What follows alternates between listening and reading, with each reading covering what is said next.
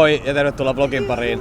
Tämän jakson aiheena on jutella muutamalle Suomesta New Yorkiin muuttaneille tyypille, kysellä vähän niiden näkemyksiä siitä, minkälaista on ollut muuttaa Suomesta ulkomaille ja ennen kaikkea New Yorkiin. Mä ensimmäisenä juttelen Oksan Hannun kanssa Reaktorilta, sitten Samuel juttelee Pelkosen Satun kanssa Sting Digitalilta.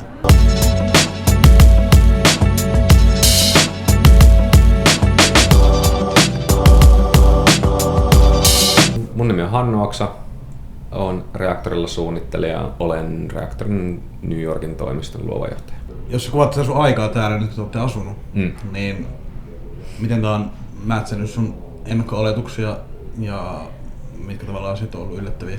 Onko teillä tullut sellainen fiilis, että kun te olette täällä ekan kerran, te olette ollut täällä aikaisemminkin? No, siis tavallaan tässä on jotain, niin kuin, nyt kun sanoit, niin on tässä vähän sillä niin kuin ehkä tavallaan tuttu fiba. Tavallaan kaikki niin kuin ne kuvat niin kuin mitä populaarikulttuuri on sulle maalannut niin. Ihan minkä tahansa kanavan kautta, niin on loppujen lopuksi aika paikkaansa pitäviä. Jos sä vertaat suomalaista ja amerikkalaista työkulttuuria, me on kuultu paljon, että Jenkkilässä on niin kuin, työpäivät on pitkiä ja ihmiset raataa itsensä niin kuin hengiltä duunissa. Onko se sun näkemys siitä eri kuin tämä olettamus?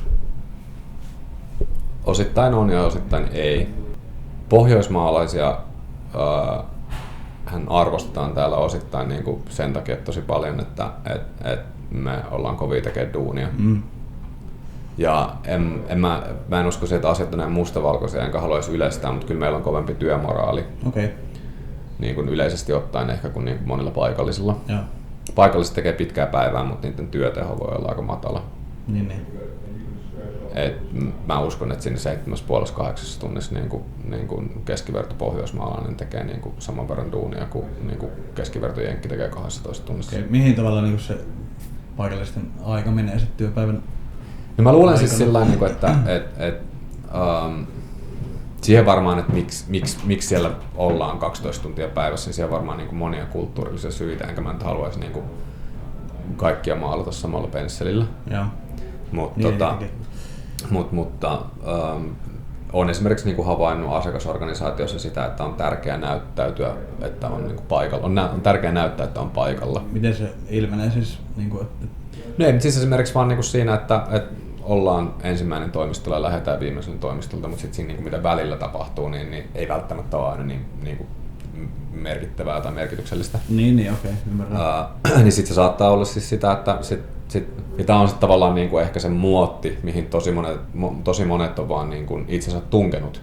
Eli niin kuin, se on vaan se the lay of the land. Niin, että se ei välttämättä ole sen henkilön mielipide, mitä jos järkevä toimia, vaan se on niin kuin, tapa. Joo, kyllä.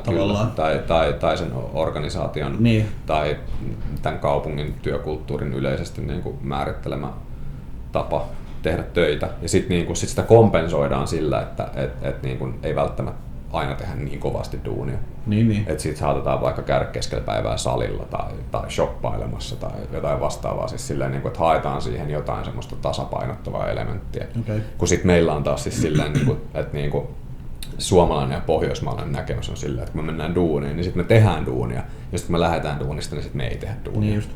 Niin, onko sulla mitään tavallaan, niin, mitä sä haluaisit kertoa katsojalle, joka on tuolla katsomassa, joka voi olla sun tuttu tai ystävä tai joku ihan muukin tyyppi, mitä sä haluaisit tavallaan niin kertoa tästä ajasta täällä tai ylipäätään?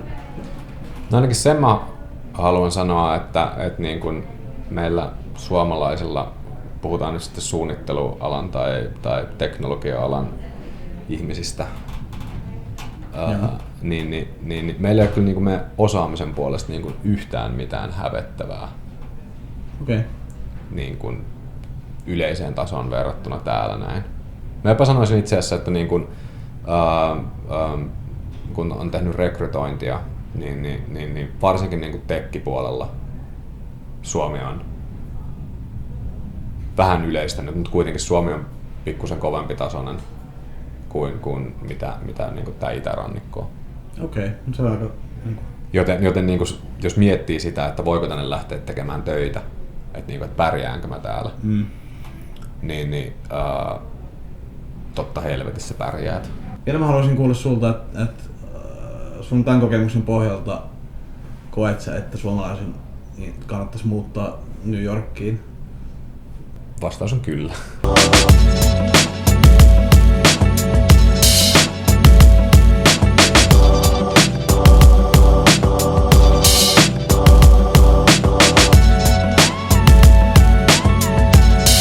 Me löydettiin täältä New Yorkista tuttuja, Satu. Ihan alkuun, mikä toi sut tänne New Yorkiin? No mä muutin tän duunin takia tässä melkein 2 vuotta sitten mainostoimistossa tai digitoimistossa täällä nykyään duunissa. Stink Digital. Kyllä, Stink Digitalilla. Ja sä oot ollut siellä ihan alusta asti, kun Joo. sä muutit tänne. Siitä asti kun mä muutin tänne Joo. elokuussa 2014. No mikä tässä on ollut parasta täällä New Yorkissa? No, hyvä kysymys. Toi on aika laaja kysymys. Mikä on parasta? No New York on hei New York. Siis tää on ihan mahtava paikka. Mä oon aina halunnut muuttaa tänne ja niin kuin aikaisemminkin. Mutta siis täällä tapahtuu aina kaikkea. Täällä on tosi paljon meidän alan konferensseja ja kaikkea mahdollista. Ja siis täällä vaan tapahtuu jatkuvasti jotain. Et mä olin just Losissa käymässä ja musta tuntuu, että sielläkään ei tapahdu niin paljon kuin täällä jatkuvasti. Että tuli sielläkin sellainen. Saati sit kun menee takas Suomeen kotiin. Niin. Minkälaista se on ollut suomalaisena muuttaa tänne? Onko se ollut helppoa? No se oli itse asiassa paljon helpompaa kuin mä olisin ajatellut, että se on. Onhan siinä paljon byrokratiaa ja viisumijuttuja ja kaikkea mahdollista, mitä pitää hoitaa, mutta alun perinkin ajattelin tänne muuttaa, niin mä jotenkin oletin, että se olisi paljon vaikeampaa, mitä se oli, mutta mä oon toisaalta aika sopeutuvaa tyyppiä myöskin, mutta niin, ei se sit loppupeleissä ollut niin hankalaa.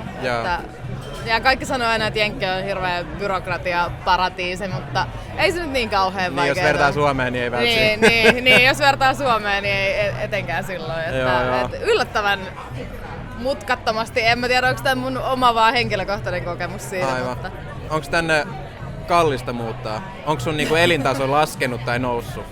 no, sanotaan, että se on noussut sinänsä, että palkat on vähintään tuplat siihen, mitä ne on Suomessa.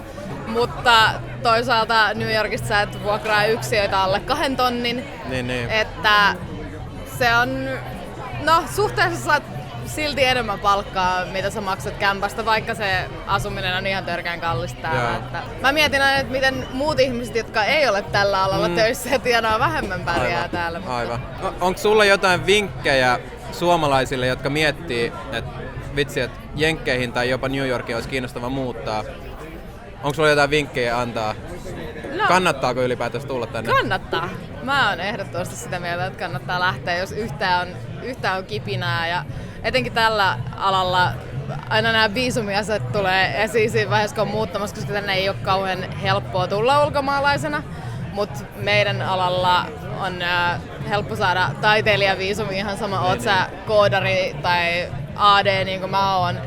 Tai jopa proikkarina voit saada NS-taiteilijaviisumin tänne. Niin. Eli siis mun mielestä ehdottomasti, jos on yhtään mielenkiintoa lähteä, niin kannattaa kokeilla. Ja täällä on paljon eurooppalaisia yrityksiä, jotka palkkaa todella mielellään muita eurooppalaisia. Okei. Että Kiva kuulla. siinä mielessä ehdottomasti. Joo. Onko sulla vielä jotain sanottavaa, jos tuolla on joku katsomassa, joka ehkä tuntee sut tai ei tunne sua? Moi, terkkui Suomeen. Tulkaa nykiin.